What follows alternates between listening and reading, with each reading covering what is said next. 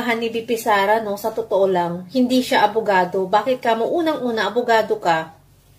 Tandaan mo, abogado ka ha. Gumraduate ka ng abogasiya. Pero ang utang mo 80-80. Ganito yon VP Sara. May CCTV camera sa bar. Nag-aamba ng saksak yung kapatid mo. At ang nagreklamo, yung sinaktan niya na businessman. Kung abogado ka, hindi ka gumagamit ng utak na pagbibintangan mo ang administrasyon. Bungol ka ba? Nakahit-hit ka ba? Kahit sino na tao nagagawa ng ganon, naaambahan mo ng saksak at may CCTV camera na magpapatunay. Na yan, VP Sara, sasabihin mo gawa-gawa, kwentong tubo na, abogadang Naunawaan ko po yung pinanggagalingan ni ma'am, yung pong kanyang hugot, no? Naunawaan ko po yan at ramdam ko po yung frustration niya dahil naramdaman ko din po yan. Dahil sa lahat po ng nangyayari sa mga Duterte, ang lagi pong palusot ni VP Sara is pamumulitika at saka sinasabi, kasi ayan na, eleksyon na, and laging parang kapag si VP Sara po nagsabi or nagsalita, laging sila yung biktima. At ang laging kontrabida ay si PBBM or ang admin ni PBBM. So, kaya nauunawaan ko po yung hugot, yung pinanggagalingan ni ma'am dito. By the way, yung pong video na yan ay nakita ko po na shinare sa FB. Naisipan ko na bigyan ng reaction. Pero I think yung nag-share niyan ay hindi po siya talaga yung may-ari. Nag-viral po kasi yung video na ito, no? At marami po talagang napoprostrate, no? Doon sa mga nagiging pahayag ni VP Sara na lagi na lamang paninisi po kay PBBM or sa admin ni PBBM yung nangyayari sa pamilya niya. Unang-una, nung nakulong si dating Pangulong Duterte, ang sinasabi, pamumulitika, mag-e-eleksyon. Pero ano yung realidad? Ang realidad is nag-implement si dating Pangulong Duterte ng war on drugs na sandamakmak ang EGK. So, bakit si PBBM ang sisisihin? Hindi naman si PBBM ang nag-utos kay dating Pangulong Duterte na mag-implement ka ng war on drugs na may EGK, hindi ba, mga kababayan? Hindi naman si PBBM ang may pakananon. So, bakit sasabihin pamumulitika at bakit ang Pangulo ang sisisihin? Pangalawa, yung pagbusisi sa kanyang confidential fund na nauwi sa Notice of Disallowances, nauwi sa Quadcom, hanggang sa nauwi sa impeachment. Si PBBM ang sinisisi at pamumulitika na naman ang palusot.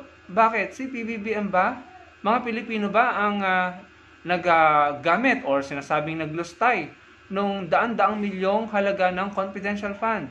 Mga Pilipino ba, ang admin ba ni PBBM ang gumamit ito sa maling paraan?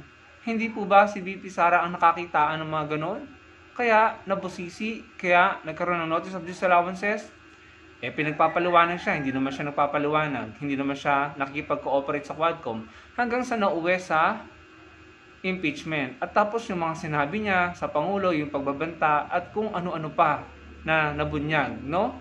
So, wala pong ibang dapat sisihin doon kundi si VP Sara. Hindi po yung pamumulitika at hindi po yun kasalanan ng Pangulo or ng admin ng Pangulo. And then yung nangyari po na nagpalabas po or yung implementation ng 20 pesos per kilo ng bigas. Sinasabi ni VP Sara pamumulitika or dahil maghahalalan kaya ginawa yan.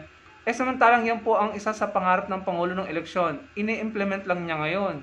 So parang kung i-implement, pamumulitika na naman, tapos kung ano-ano pang panlalait ang sinabi niya doon sa 20 pesos per kilo ng bigas na pinick up naman ng kanyang mga supporter at pinakalat na sinasabi para daw sa hayop or para sa baboy.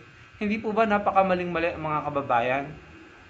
And then yung nangyari doon sa tauhan niya na si Zulaika Lopez na naging sobrang emotional siya doon at sobrang nagalit siya doon. Pero na-contempt si Zulaika dahil meron siyang nagawang mali, no? Doon sa Quadcom hearing. Or meron silang ginawang mali na natuklasan sa Quadcom hearing. So hindi naman kasalanan ng admin yun, hindi kasalanan ng PBBM at hindi kasalanan ng mga Pilipino yun. So hindi yung pamumulitika at hindi yung panggigipet, no? Kayo yun, silang gumawa ng mali. Sila yung nabuking, sila dapat sisihin ng sarili nila, no? Sila, sisihin nila ang isa't isa. And then yung kaso ng kapatid niya, si Pulong, at saka po nung kanyang asawa si Man Scarpio na sinampahan ng kaso ni yung Senador Antonio Trillanes, no? So yun, matindi yun. Hindi rin pamumulitika yun dahil meron talagang naganap na pagpasok, no, ng sinasabing pinagbabawal na gamot doon sa custom, mga kababayan. At meron po nakulong doon, nadawit po ang pangalan ng kanyang kapatid at ng kanyang asawa. So hindi pang mamolitika yon. And then yung pinaka-latest, yung kumalat na video ng kanyang kapatid na si Pulong Duterte na nananakit, no, at nag-aambak. Kaya kinasuhan ng grave threat at physical injury. Tapos meron pang isang video na kumakalat na nakikipagsayaw si Pulong sa mga babae. Hindi natin alam kung ano yung mga babae yun, ano. Prior dun sa video na kumalat na pananakit, may video si Pulong na nakikipagsayaw sa babae, no? Pero personal na buhay niya yun. But the thing is, yung sinasabi ni VP Sara na pamumulitika na naman, yung nangyari nga, yung pagkalat ng video, yung pagsulpot ng video ni Pulong na nananakit siya, no? Kaya siya sinampahan ng kaso nung sinasabing biktima.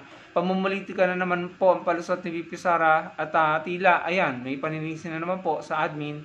Hindi po tama yun, hindi pamumulitika yun. Sino po ba yung nasa video? Gawa-gawa lang ba yung video? Sino po bang nagpakalat ng video? Si PBBM po ba? Ang admin po ba ni PBBM ang nagpakalat ng video? Ang admin po ba ni PBBM ang nag-utos na gawin mo to para mahuli ka sa video?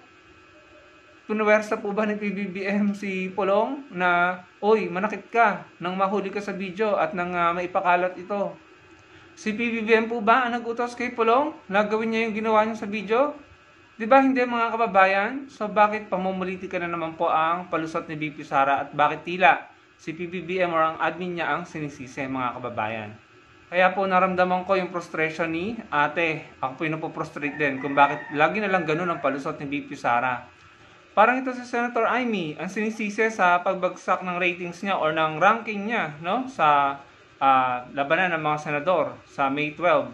Ang sinisisi po si PBBM, yung kapatid po niya, no? So, anong klaseng ugali yan? Anong klaseng attitude yan? Bakit yung Pangulo ang sisisihin mo sa pagbagsak mo sa ranking, sa surveys? Hindi po ba mga kababayan? Ito si Senator Amy parang nagiging, parang Duterte na po siya. Lahat na lang isinisi sa Pangulo. Simula nung naging Pangulo yung kapatid niya, and again, kapatid po niya yon. Simula nung naging Pangulo ang kapatid niya, wala po ako narinig dyan na maganda na sinabi, kahit appreciation man lang sa nagagawa ng kapatid niya, wala po, puro po negatibo ang narinig ko sa kanya, mga kababayan. Ano? So nakakadismaya. Ang sinisisi nyo lagi yung admin, yung Pangulo sa mga nangyayari sa inyo. Pero kayo naman yung gumagawa ng mga bagay-bagay. Kung bakit kayo ay inaayawan ng tao, kung bakit negatibo ng tingin sa inyo ng tao, kayo ang gumawa ng mga bagay-bagay kung bakit nagkaganon. No? So huwag kayong manisi.